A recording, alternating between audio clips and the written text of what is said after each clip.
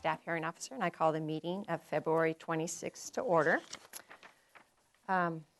First on the agenda is preliminary matters and requests for continuances, withdrawals, postponements, or addition of ex-agenda items. There are no actual projects on today's agenda, and the only two items are announcements, so I have not received any changes to the agenda. So I'll move under announcements and appeals. I have no recent appeals, but in regards to announcements, there's two projects on the agenda regarding the announcement of my action on coastal development permits for accessory dwelling units within the coastal zone. And per state law, I'm not allowed to hold a public hearing. However, those units do require coastal development permits. So I review them and announce my decision. And I have not received any public comment on either of them. You have any either?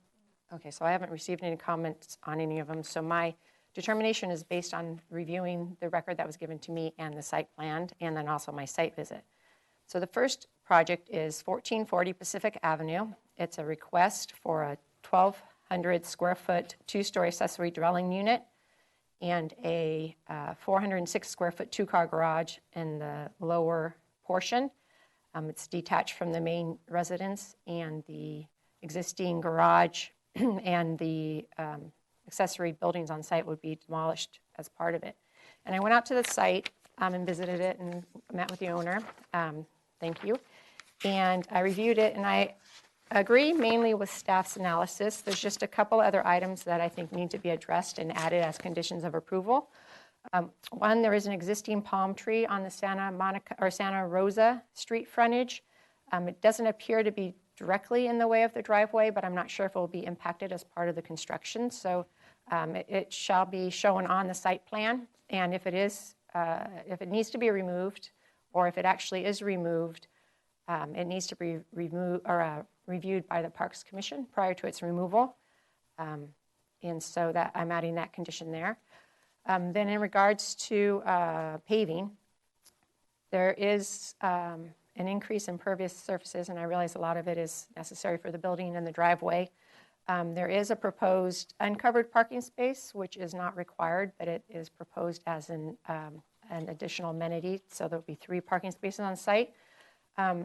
And it's shown to go adjacent to the house. And so the condition I'm adding is that the pavement for that be reduced to the minimum required, which will result in the removal of some of the existing driveway that's not used anymore for access to the garage, the removal of that pavement, and a replacement of the landscaping. And that would be worked out in conjunction with the Transportation Division to see what's actually necessary for the maneuverability and access to that parking space. And then the last one is that there's several improvements noted on the building, on my plans, which I realize are subject to an open building permit, which is fine, but they're noted as existing on these plans. And what they should be, since that building permit, I don't see evidence that it's been finalized, they should actually be noted improvements proposed under building permit, blah, whatever it is. So it's clear on this record that that wasn't included as part of my review and that it is subject to a different building permit. So with those 3 added conditions, I could find the project consistent with our local coastal program, in specific in regards to the coastal land use plan with policies related to the water quality and that such, and then also with the zoning ordinance, and I approve the project. My action on this is appealable to the Planning Commission, although there's no public hearing. It'd be a similar thing at the Planning Commission within 10 calendar days. The second project on the under the announcements is another accessory dwelling unit for 201 Cooper Road, and it is proposing an existing dwelling unit, accessory dwelling unit atop an existing garage at the rear of the lot.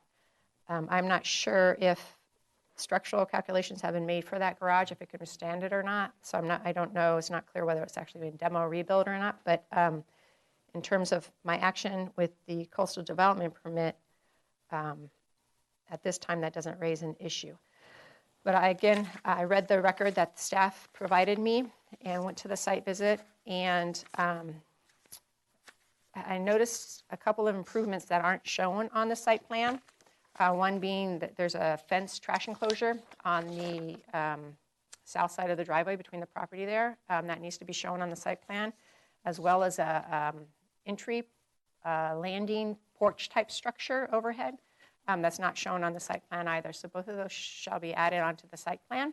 And if they're not permitted, I don't know if they're permitted or not.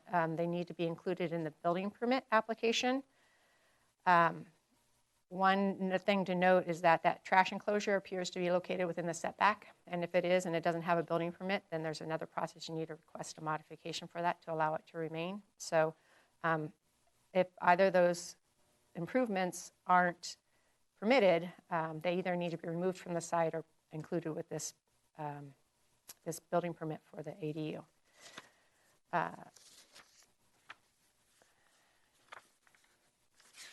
In regards to the findings, the findings are for environmental review and coastal development permit.